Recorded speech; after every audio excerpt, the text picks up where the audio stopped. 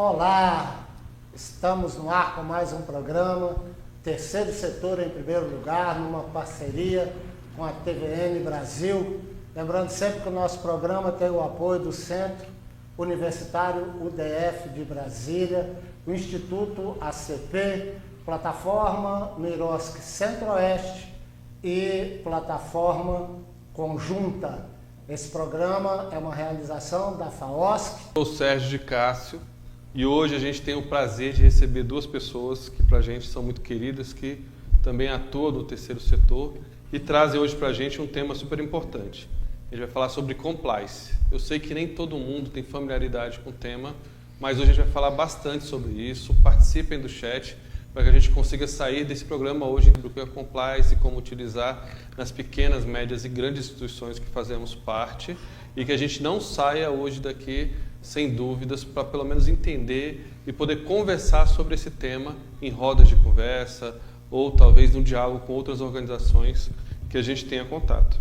A gente vai estar recebendo hoje aqui para falar sobre compliance a Denise Evangelista, que é advogada, professora e palestrante, com carreira sólida em advocacia e educação e destaca-se com referência em compliance, ESG, direito tributário e finanças públicas. Auditoria certificada nas normas ISO 37001, antissuborno 37301, gestão de compliance e 14001, que é gestão ambiental. Alia expertise em gestão de riscos, integridade corporativa e sustentabilidade empresarial, a formação em soft skill e liderança pela PUC de Minas e mentoring e coaching pela FGV. Então, queria que vocês todos recebessem, né, Mário? Com muito carinho. Vem para cá, Denise Evangelista. Seja muito bem-vinda. Obrigado por aceitar o convite para estar aqui com a gente hoje. Boa noite. Obrigada. Eu também gostaria de convidar aqui a Tati Gomes. Ela é professora universitária e advogada especializada em Direito Eleitoral e Constitucional. Leciona na Uninassal Brasília, Direito Civil Constitucional, Processo Penal e Português Jurídico e no MBA em Gestão Estratégica do Terceiro Setor na UDF, com foco em EDPD e Governança. Membro ativo das comissões de Direito Eleitoral, Ensino Jurídico e Assuntos Constitucionais da OAB-DF. Pode vir para cá, Tati. Boa noite. Obrigado. Obrigado por aceitar nosso convite, por estar aqui com a gente hoje. Seja muito bem-vinda. Obrigada, boa noite. Vamos lá. A gente queria começar, nem todas as organizações, dirigentes de OSCs que estão nos assistindo agora têm familiaridade com o tema. Então a gente poderia entender um pouco mais, ou trazer conceitos que nos ajudem a entender o que é o compliance e o que seria o compliance no terceiro setor. Compliance, de modo geral, é estar em conformidade, né? Vem do termo em inglês, to comply, que significa estar em conformidade com as normas. E nessa questão de terceiro setor, eu passo aqui a palavra para a Denise para ela introduzir melhor. Bom, o terceiro setor e as sociedades civis organizadas, né, para esse objetivo, a questão da conformidade é a seguinte: todas as áreas, e principalmente essa atividade, ela tem uma regulação de norma, uma norma externa. E a ideia do compliance é criar as normas internas para que estejamos em conformidade nas duas frentes. Então, nós pegamos as normas externas, criamos as normas internas e estamos assim em conformidade. Claro, há várias ferramentas metodológicas que se usam nas instituições para que você esteja em conformidade, né? E aí a gente fala mais adiante, de acordo com as perguntas que vierem daqui e que as que vierem de quem está assistindo a gente. E como é que surgiu essa cultura de compliance? Para quem não está talvez tão bem informado, parece que surgiu no meio empresarial, no segundo setor. Como é que começou a ter uma exigência, essa cultura começou a chegar para o terceiro setor? A partir da necessidade da transparência e da gestão dos recursos. Isso. Aí a ideia de usar as ferramentas metodológicas do compliance é trazer justamente um monitoramento contínuo e a transparência, né? Porque aí você mesmo pode me ajudar com essa resposta. O terceiro setor se utiliza de que recursos para se manter atuante? Muito da administração pública por editais, Isso. emendas parlamentares, doação direta de pessoas físicas ou jurídicas através de renúncia fiscal do governo, através do imposto de renda de pessoas jurídicas, negócios sociais como o bazar, ou outras ações que possam gerar renda no território em que atua, por exemplo. Então, a questão do compliance começou com fraudes financeiras nos Estados Unidos lá na década de 80. E isso veio, né, tomando forma. Aí também aconteceu da criação do Código de Ética, na época da guerra, como se diz, de insumos, na indústria farmacêutica. E depois disso, no Brasil, houve a necessidade de regulamentar uma lei anticorrupção, né, para que as multas aplicadas fossem multas em reais e não multas em dólar. Que havia esse regulamento depois das fraudes das indústrias farmacêuticas e do financeiro, tinha essa necessidade de trazer isso para o real. E aí veio, em 2013, o advento da lei anticorrupção. Lá fala de compliance como uma ferramenta de integridade para que as empresas controlem mais a questão anticorrupção, mas é muito mais amplo. Você usa as ferramentas metodológicas do compliance para tudo, para gestão de risco, para monitoramento, treinamento, e isso é muito importante. Por exemplo, para as instituições do terceiro setor tem a questão reputacional, e o controle de riscos funciona muito bem para isso. Sempre, e nós vamos falar muito quando se trata de terceiro setor, da palavra transparência, sempre. E a gente tem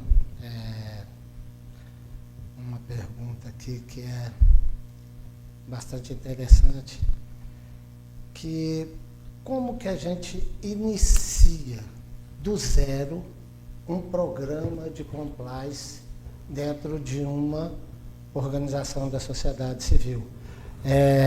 Quando esse termo começou a ser usado no terceiro setor, isso parecia um bicho de 7 cabeças, né? E algo praticamente inalcançável, inatingível. E eu queria que vocês duas desmistificassem essa história. Então, porque é terrível quando a gente ouvia isso lá atrás. Porque tem Era um negócio conflito de nomenclatura, né? Aí chega a questão assim, de compliance. Compliance é um termo que é de origem inglesa. O que é isso? Que bicho de 7 cabeças é esse? Como é que a gente vai resolver essa questão? Então, vou olhar aqui na minha colinha, que é o seguinte, vamos avaliar riscos, criar códigos de conduta, definir regras de prestação de contas, controles básicos e capacitar a equipe, e o engajamento total da liderança é essencial. Como é que a gente vai trabalhar isso? Então, criando uma cultura de transparência. Volta na palavra-chave transparência. Porque a gente não vai inovar, a gente vai trabalhar com as normas que já existem, e todas essas normas, mesmo a gente trabalhando com um termo de origem estrangeira, a gente tem que se reportar à Constituição, porque nenhuma norma ela pode se sobrepor à Constituição.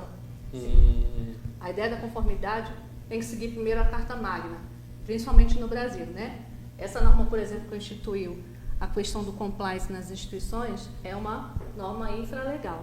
Mas voltando aqui à pergunta, a primeira coisa que a gente faz, que eu chamo de checklist. Tá? Primeiro a gente faz uma abordagem, são critérios objetivos para verificar em que ponto a instituição está.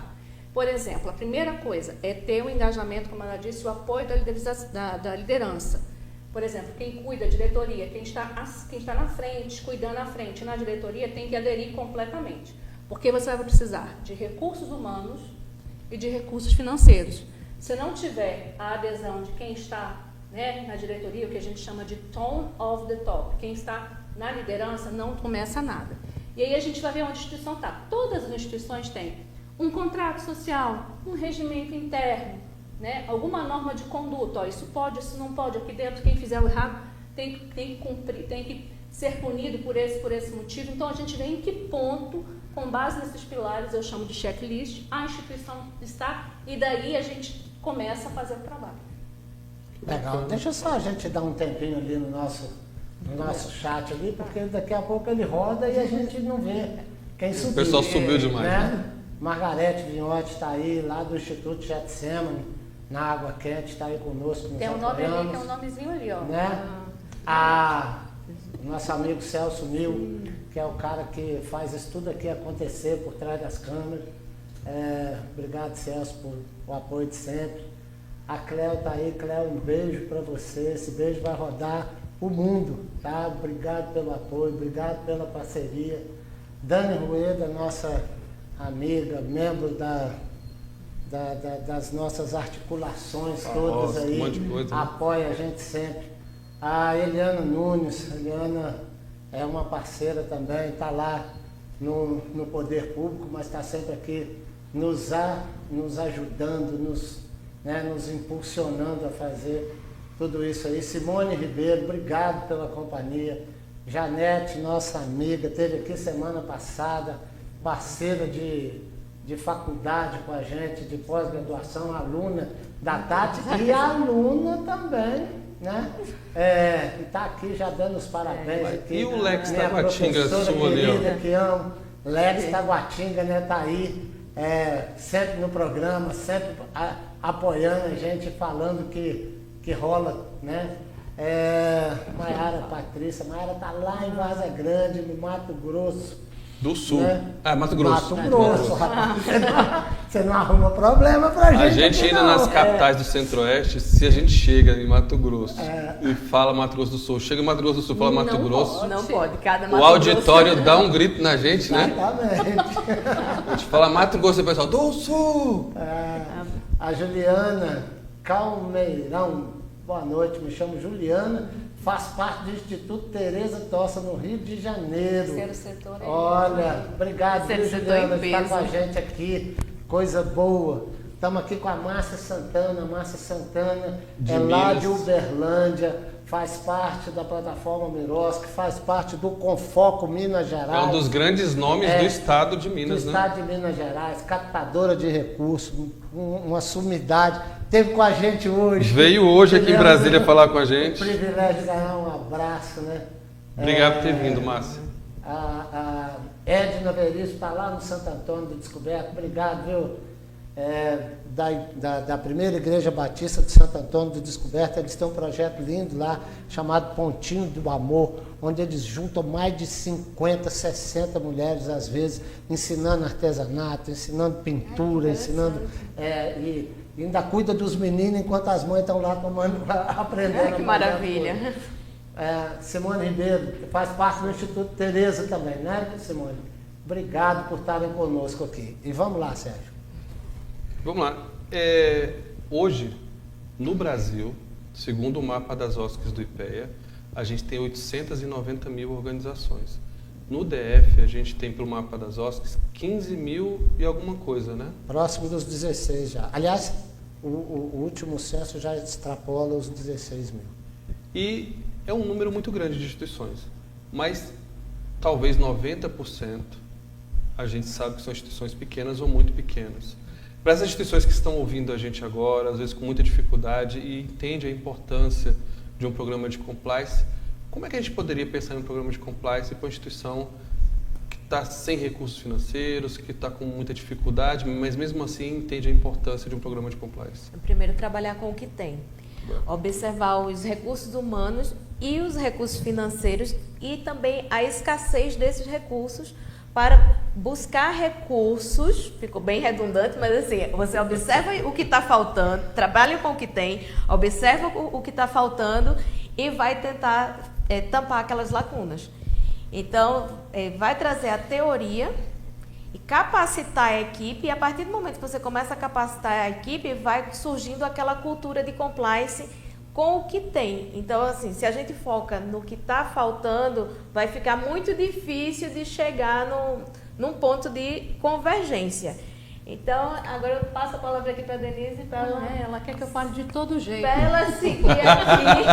Ela quer que eu Ninguém fale- fica sem Não, participar. Mas a intenção é essa. Professora aqui, eu sou aluna do terceiro setor. Mas eu fui sua aluna em compliance. Foi mesmo. Foi aluna e foi parceira também. Então, alguns pilares a gente destaca para o terceiro setor, tá? O monitoramento continuado, isso quer dizer o quê? É exatamente o que ela disse. O que eu tenho de recurso financeiro? O que eu tenho de recursos humanos? O que eu posso fazer? Né? A criação das normas internas, acredito que voluntários, há quem possa fazer, inclusive a gente tem no Instituto um projeto para fazer ESG, né? Sem fins como doação, mas ainda não está acontecendo. Olha só que boa E notícia. observar Legal. a necessidade de cada organização em trabalhar com a frente de necessidade e adequação. Por quê? Existem as normas e os conceitos.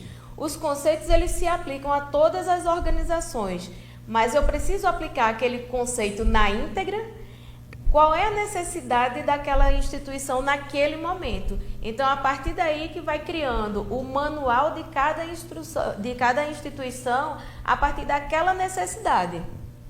Se o objeto ali é trabalhar com mulheres, né? Ou se a gente vai trabalhar, como a gente comentou do Instituto, falar do Instituto Carinho, um abraço para todo mundo que está vendo a gente, que é a questão do acolhimento, e dependendo do objeto, é ver o que você tem de possibilidade. O que eu focaria é a questão desse monitoramento, o treinamento das pessoas voltadas para isso, né? Uma das coisas mais importantes, a gente estava comentando anteriormente, é a captação dos recursos para manutenção das instituições.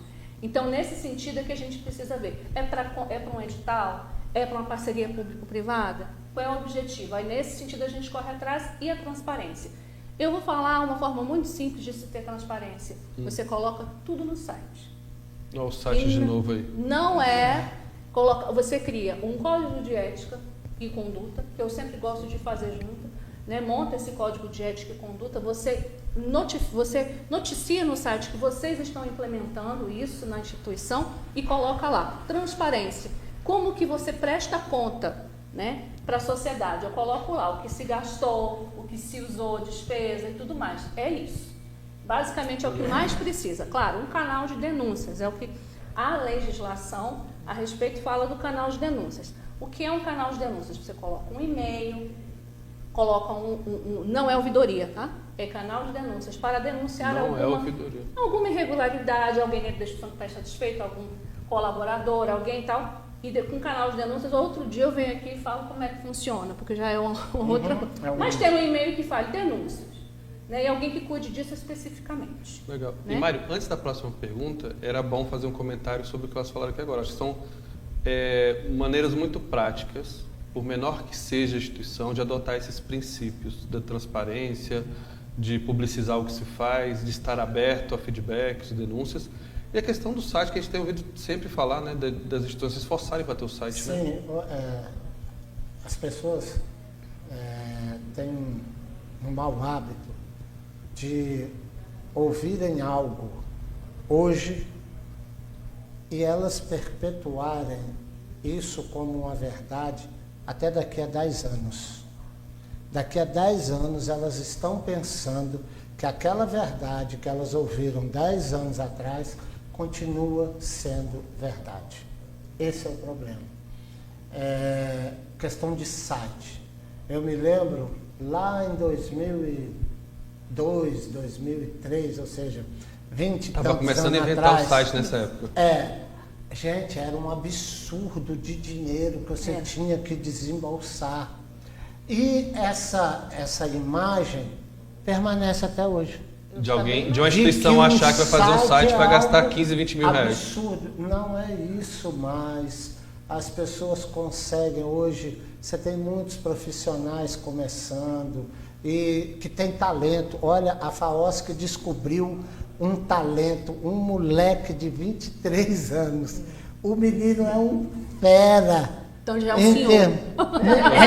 O menino é um fera. Ele é um fera. E a gente descobriu, e o que a gente fez? Falou, olha, cara, a gente não tem muito, mas o que a gente tem, a gente te dá. E tem muitas ferramentas gratuitas na Sim, internet. e hoje você também. tem muita ferramenta gratuita, você tem como fazer isso de uma forma. Então, acesso à internet, 90% das instituições ou mais hoje tem, porque não são todas, tá, gente? Tem instituição aí que a pessoa faz um trabalho, ela tem, tudo que ela faz é pelo celular, eu já vivi é assim. onde entra a necessidade e a adequação. Adequação. Qual é a necessidade da transparência, publicizar tudo que De está sendo alguma feito. forma. Como é que eu vou publicizar? Eu não necessariamente preciso Preciso de usar um site. os meios digitais. Então, pode ser um banner, pode ter um cartaz. Sim, um alguma celular e um ideia. Instagram hoje todo mundo tem. Então você O cria um Instagram. Instagram. Mas o site não é caro, não. Tô Não vendo é. que alguém comentou ali alguma coisa. Esses orçamentos caríssimos, veja bem, depende do que você tem de orçamento. Sim. Você tem que ver os seus recursos, né? Se o recurso é pequenininho, existe sim sites muito em conta e tem templates lá, é autoexplicativo como se faz. Né? Não tem muito segredo, não precisa ser um expert. Sem um expert, não. Não. E tem as IAs, que também te ajudam, claro. As IAs são ferramentas. Eu não vou dizer nomes aqui, porque tem mais de uma que Sim. são populares, mas você pode usá-las e falar, crie para mim. Sim. Né? Então tem assinaturas de site, né, doutora? Sim. Que custam R$20. Sim. Tá? Então não é esse absurdo. Não. E fica mais em conta do que imagine você pegar e mandar ata, atrás de ata, atrás de reunião, de ata de reunião, para todo mundo que faz parte, né, daquilo ali. É um gasto de quê? De papel, né? Sim. De energia, não é sustentável. Então, dessa forma, inclusive, é até mais sustentável. Mais sustentável, Porque né? poucas organizações que a gente conhece, das pequenas organizações, têm site, muito poucas. A gente tem uma amiga. Vamos fazer uma força-tarefa. A gente tem uma amiga lá do Acre, a nossa amiga Eloneida, e a gente de vez em quando troca umas mensagens, já conversamos por telefone, a gente tenta ajudar esse Brasilzão de todas as formas. E a Eloneida está falando um negócio tremendo ali, que ela preside uma associação de autismo lá no Acre, e ela falando como é difícil o funcionamento do terceiro setor no Acre. E as questões das negociações político-partidárias com as organizações da sociedade civil. Eu estava falando outro dia, num debate, num grupo aí, a respeito disso. A política pública, ela depende da política partidária. O grande detalhe é que os nossos políticos, eles precisavam, né, cair a ficha, entender que aquele sistema de negociação que existia lá no passado, que isso não cabe mais nos dias de hoje. A velha política? Aquela velha política. Aquela né? velha política. Então, assim, sabe, abrir as portas, né? Entender que a coisa, que ele como político, ele precisa fazer a política chegar lá na ponta mesmo, porque hoje não tem, as pessoas não são tão abestalhadas, vamos usar o termo nordestino aqui, quanto era no passado, né? Então, assim, lamentavelmente a gente ainda tem alguns políticos, mas a gente tem visto também, a gente tem estado em alguns gabinetes de deputados federais, de senadores, e que tem, graças a Deus, né, não sei nem se posso usar o termo, a mentalidade, mudaram a mentalidade, mas que não tem essa mentalidade. Isso aí é um debate Então, mais amplo, porque aí entra na minha esfera, né, que é a esfera eleitoral, de conscientização do eleitor. Porque o eleitor tem que começar a fiscalizar no momento da escolha dos seus representantes. Então, eu vou votar porque está na moda votar no candidato X ou Y. Aí cuidado com isso, né? Aí fica difícil, porque a eleição ela vai impactar futuramente nas ações, né, para a própria sociedade. Como é que eu vou escolher um candidato que não tem nenhum compromisso? Então, esses que estão com compromisso com o terceiro setor, com todas essas organizações que estão prestando uma assistência real, eles têm que ser valorizados. certeza. Existe uma prática que é feita aqui em Brasília, que provavelmente eles estão bem familiarizados com isso. Eu chamo de advocacy, que é nada mais do que a gente ir até o parlamentar, né, trabalhar essa causa, né, no sentido de aprovar, né, justamente essas emendas. Lógico, cada estado, cada município tem o seu representante que está aqui em Brasília, mas lá no estado tem como é que se diz? O vereador, certo? Sim. O município e o vereador do estado. Tem que bater na porta e falar, ó, estamos aqui, a gente existe, nós precisamos que seja visto isso e isso e isso. Eu não entendo como sendo uma troca. Eu acredito que é legítimo do eleitor, né, que fez valer através do voto isso. Sim, né? sim, mas tem que ser algo feito dentro de parâmetros éticos, né? E dentro da legalidade. E a sociedade ela tem que vivenciar o que são as instituições. A sociedade, a partir do momento que conhece a instituição, por exemplo, o Instituto Carinho, qual é a atividade que é desenvolvida nesse instituto? Quem é que é atendido? Então, conscientizar que aquilo ali não é um cabide de emprego, não é um troca-troca. Sim. Porque as pessoas, muitas vezes, elas desconhecem o que é que uma organização não governamental faz, o que é que uma instituição faz. Então, a gente volta lá na questão da transparência. Então, a transparência não é apenas para a prestação de contas. Eu tenho que dar transparência a tudo que é feito. Então, o que é que eu estou fazendo aqui?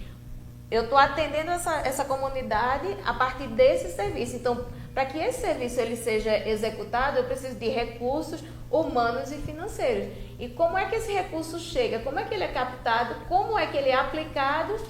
E que as pessoas elas entendam que aquilo ali está realmente atendendo às necessidades daquela comunidade. E a representação começa aí. Quantos vereadores, deputados não foram eleitos defendendo uma causa, engajando-se numa causa? Começa aí. Exatamente. Vamos dar um pulinho ali no nosso chat de novo? Aline Araújo, né? Tati é maravilhosa.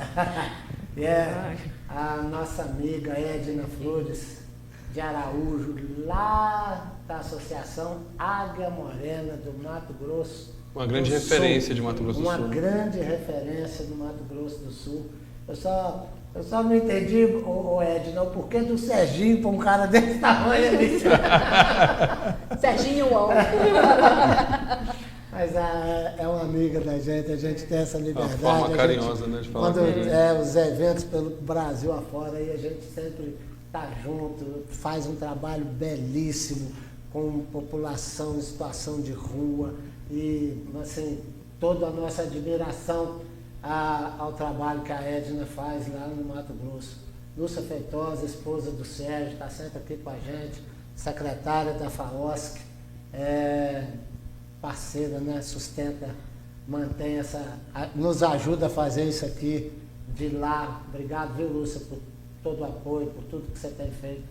Nossa amiga Elizabeth Rodrigues de Souza, que está aí sempre nos ajudando também, faz parte, né, de projetos. A Aline está falando ali, ó, que é uma das obrigações do cidadão fiscalizar se o seu candidato está mesmo trabalhando pelo que foi eleito, né? E isso é uma verdade, né? Depois a gente poderia ter um programa só com as nossas amigas aqui para falar sobre questão com prazer. Com prazer. Terceiro setor e essa questão, né, do engajamento da... Ainda mais porque ano que vem são as eleições. Era bom. A gente já está no ano pré-eleitoral e o convite está aceito. E se puder dizer como que faz? Como que bate lá na porta e justificando, ó, precisamos disso. Vamos marcar essa agenda, né, Maria? Representatividade. A Edna, com a experiência que ela tem, está falando ali, né? Que para juntar as suas, a justiça, a educação, todas.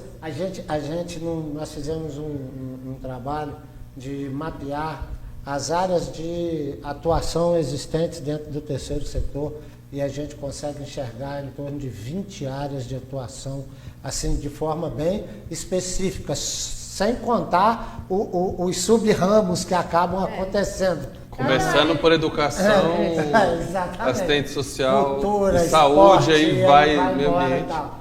Então, é dialogar nessa construção coletiva, né? O impacto social será com todos os agentes públicos e sociais, né? Não existe área de atuação isolada, por mais específica que ela seja, Sim. uma depende da outra. É A uma gente está de- falando de Sim. terceiro Sim. setor aqui, já entrou o eleitoral, aí Não entra é? o compliance, entra o Entra o LGPD. exato. E eu sou muito suspeita para falar que eu sou apaixonada por direito eleitoral, né? Quando eu decidi cursar direito foi por conta do direito eleitoral, que eu já tinha uma vasta experiência político-partidária e queria entender como é que funcionava toda essa estrutura, porque tudo que está ali vai impactar no dia a dia do cidadão. Exatamente. Então, assim, mas o que é que tem a ver a eleição? Então, eu escolhi um representante que vai trabalhar por aquela causa e ele tem que ser fiscalizado, como a Aline falou. Ele tem que ser fiscalizado desde o dia que toma posse até o dia que Até termina no dia que termina o o mandato. mandato Né? dele. Nosso amigo Peca está ali também, né? Normalmente ele está ali, numa cadeirinha ali com a gente ali, sabe? Chama a nossa atenção. Chamando a Esse nossa que a atenção. turma tá aí em peso. Um abraço para todos. Celso, coloca aí quantas pessoas estão nos assistindo agora. Ó, 332 pessoas assistindo a gente agora. Obrigado, né, pela audiência. Então, Eu vou estar, tô combinando com a professora que está na próxima aula. obrigado. Essa galera que está com a gente aí, muito obrigado por estarem conosco, nos apoiando. Vamos lá. Pode ir, Sérgio. Qual seria o impacto, né, da falta de capacitação técnica em um programa de compliance? Como a gente estava conversando aqui agora, a gente pode ter mais transparência, a gente pode ter mecanismos, hoje a gente pode prestar mais contas para quem nos financia, seja o poder público ou a comunidade quando compra alguma coisa ou quando participa de alguma maneira do nosso projeto. E qual seria o impacto se a gente faz isso com deficiência, se a gente faz isso sem capacidade de fazer o que a gente se propõe? Bom, é um programa, né? É um programa, é um processo.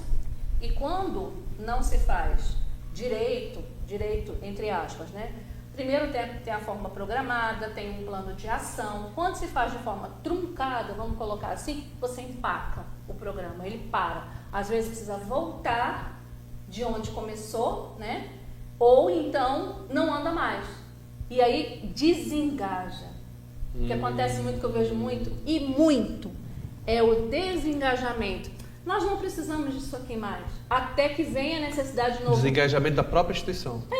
Da instituição. E aí vem o edital e vem aquela correria de novo, temos que cumprir aqui. Corre, vamos criar o programa. Tá lá atrás de novo. Código de ética, cadê? Eu estou vendo aqui um broche belíssimo. Isso aqui são as ODS? Sim. Das ODS. A gente não tem como falar de compliance sem falar de ESG, né? Que é meio ambiente, o social e a governança, tá? E as ODS. Vai lá Qual perto, câmera Mari. nós Que estamos? são... Essa daqui? Olha que Não, elegância. não. Aqui, ó. Então, Ó, assim, Celso. Cadê? Uma hora você acerta, uma hora você acerta. Tá aqui, Aí, ó. estamos aqui. É isso aqui, muito gente, ó. bom. Legal? Qual é a ODS da sua instituição, você sabe? Dever de casa, da próxima você me responde. É mesmo. Então, não é para te constranger. Não. Constrange, Mas não. Eu achei lindo esse broche. Eu quero um. Não é para me dar o seu, não. Não é pra me dar o Eu seu. tenho outro. Depois você me dá. Eu tenho outro. Descontraído. Eu tenho outro. Então, a maioria, né? Me diga se está certo em relação a essa estatística. Ok. A maioria, ele falou que eram 20 áreas, mas Sim. a maioria é em que área?